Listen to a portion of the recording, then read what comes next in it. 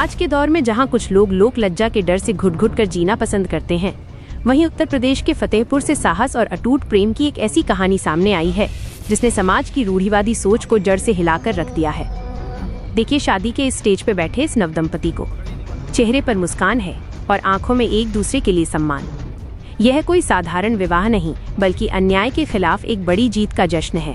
खागा क्षेत्र के उस सुनसान कुटी वाले रास्ते पर, जहां कई दरिंदों ने न जाने कितनी बेटियों की अस्मत से खिलवाड़ किया, वहां की खामोशी को इस बहादुर बेटी ने अपनी चीख से नहीं बल्कि अपने साहस से तोड़ा।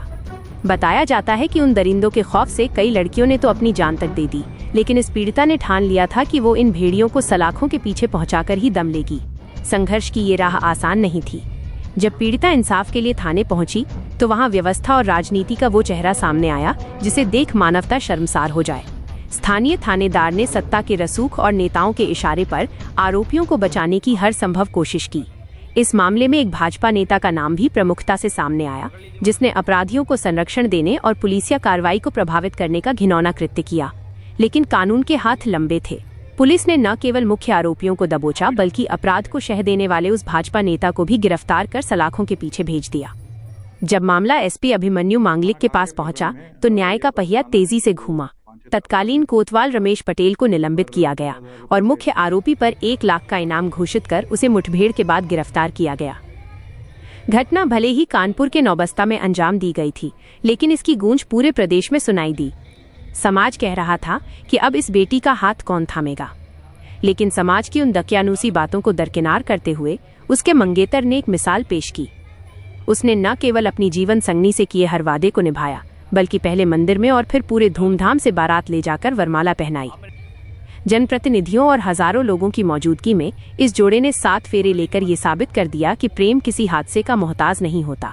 आज दोनों परिवार खुश हैं, लेकिन उनकी आंखों में अब भी एक ही मांग है कि उन दरिंदों को ऐसी कड़ी सजा मिले जो आने वाली नस्लों के लिए नजीर बन जाए।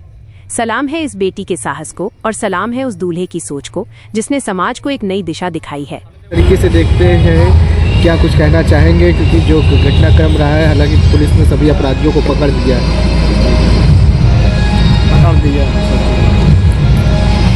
जिस तरह से आपकी मतलब बहू के साथ दुर्दांत घटना को अंजाम दिया गया था, उसके बाद सभी अपराधियों को गिरफ्तार किया गया है। जब अपने बेटे और बहू की शादी करवा रहे हैं, कुछ कहना चाहेंगे? उस पर क्या कहेंगे और आगे अभी और भी लड़ाई बाकी है, उस पर किस तरह से अपनी बहू का सहयोग करेंगे आप लोग ससुर के तौर पे? सही है जो पकड़ा दिया बहुत तरीके से, लड़के के तरीके से सही है। आगे भी कोर्ट की लड़ाई भी बाकी चाचा, उसमें किस तरह सहयोग करेंगे अपने बेटे और बहू का? आप लोग सब लोग सहयोग करो।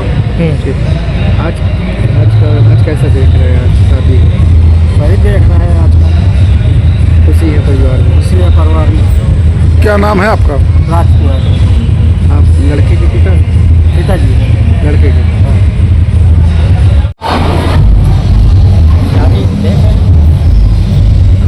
बहू ने जो काम किया, मतलब जो दरिंदों को जो सजा दिलवाई, कैसे देख रहे हैं? देख रहा है सही है। खुश हैं आप लोग? आप लोग खुश हैं? कभी कोई ऐसी मतलब ऐसे दोषियों को जो सजा मिलने के लिए कैसे क्या उनको मानते हैं? सजा उनको मिलनी चाहिए। क्या सजा होनी चाहिए? सजा होनी चाहिए, सजा होनी चाहिए उनको, मतलब फांसी की सजा होनी चाहिए कानून के। लखनऊ की हर बड़ी हलचल, अपराध की सच्ची खबरें, द लखनऊ टाइम्स, सबसे तेज, सबसे सही।